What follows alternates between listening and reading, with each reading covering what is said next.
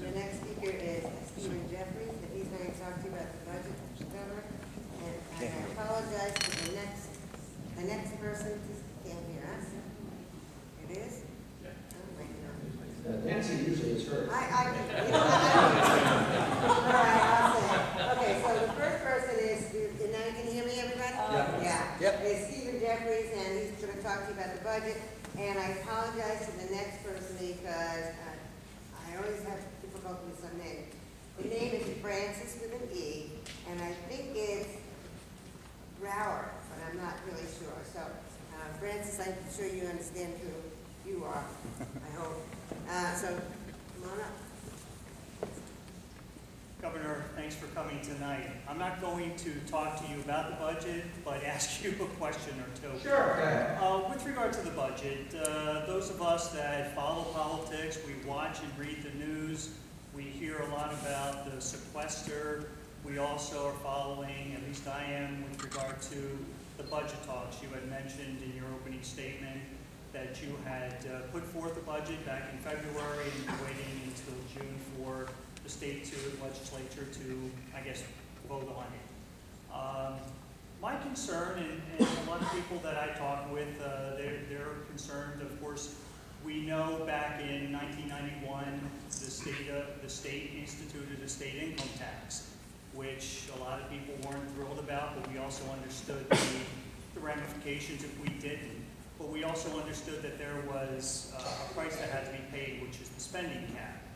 And what I'd like to ask you is that cap going to stay in place, or will there be any adjustments on that cap to be able to help in certain areas where there obviously are going to have to be some cuts in programs? I think it was mentioned roughly about $500 million or thereabout of cuts that we're still looking for. So I'm asking, is the cap ever going to be moved a little bit, shifted? And also, there's been talk about discussions, fluid discussions, not really sure of too many details, but with regard to the income tax increase back in 2011, there are a lot of people that are nervous if there's going to be an increase. You have mentioned that you're hoping that it's going to stay in place. Do you think that there will be any need to increase those taxes from where they were in 2011, a little higher coming up in 2014? So the answer is no. On the tax question, I've made that very clear, probably for 10 months now, that we're not going to raise taxes, and have no intention of raising taxes in the biennial budget, and we have to align our spending with our revenue. Simple as that. The economy is growing slower than we'd like. I think what's going on in Washington has hurt the economy on several occasions, beginning in the summer of 2011 when we had what I thought was an insane debate about whether we would actually pay our debts as a nation. And we actually threatened to default on the rest of the world. That one action is estimated as having taken 0.5% to 1.5% off growth in 2011 compared to 2012.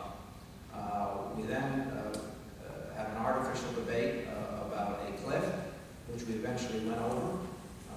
And when we dug our back, kind of got our way back from the cliff, we had raised the taxes by $144 billion. Those are the employee taxes. And that was quickly followed by an $85 billion reduction in spending across the board.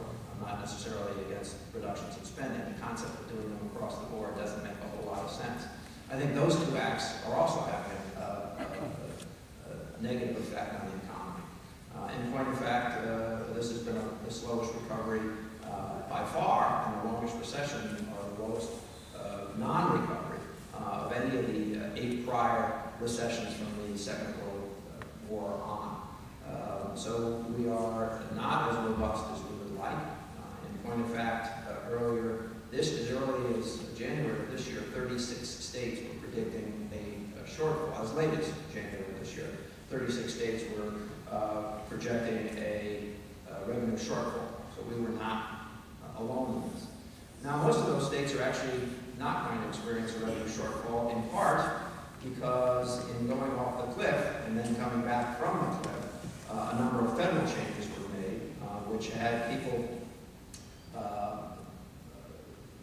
declare a lot of income in 2012 as opposed to carrying it forward to 2013 so that they could access, these are wealthy people, could access lower rates. So we're going to end the year in the black, and we're going to produce a budget that should be in balance, and we're going to produce a budget that doesn't raise taxes. So that's this whole second part of what you're asking about. You also raised the spending cap. Now, I've only been governor for less than 2.5 years. If I remember correctly, the spending cap's been adjusted 11 times, all during a Republican or an independent governor's term.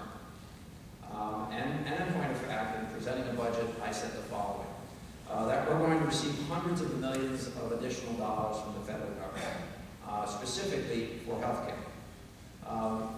No one, in my opinion, passing a spending cap anticipated that if the federal government was going to shift hundreds of millions of dollars to the state, 100% financed, that would then require the state to cut its expenditures by upwards of $500 million on top of whatever you needed to do to balance the budget.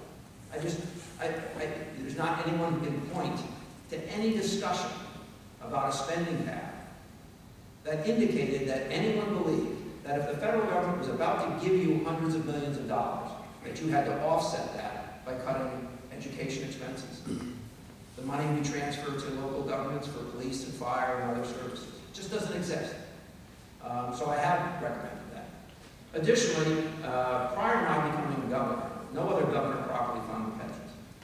None. Zero. Zip. In fact, when I became governor, our pension plans were funded at about 42.5%, anywhere from the 45th lowest, depending on how you calculate it, to the very lowest, dead last in funding pensions. What I have said is we need to properly fund our obligations. And the reason I believe we need to do that under generally accepted accounting principles, something that no other governor had put into effect in the state, was that you don't save money when you're not telling the truth, or in this case, funding your obligations. Because there are people in politics who will find ways to spend that money anyway. And that's literally what happened in the state of Connecticut. When John Rowland negotiated a 20-year deal with state employees to guarantee their benefits, what he did was also negotiate that he didn't have to fund it. That's what happened. And when his budgets got in trouble, they actually funded it even less than they were required. And when my immediate predecessor had difficulties with the budget, she didn't fund the pension. And then she paid people extra money if they would retire early, which, by the way, for all 3 of the years that I'm governor, will have cost us $20 million to finance that early retirement program. So what I've said is, to the extent that we are going to expedite our funding of pensions, which will allow us to save $5.8 billion on an actuarial basis, that too should be exempt. Those are the 2 exemptions I'm talking about. And I believe that those exemptions should be made. But there are other ways to bring about the budget in balance, and if we have to go down different roads, we'll go down different roads. But I am pledged, absolutely, to not raise taxes.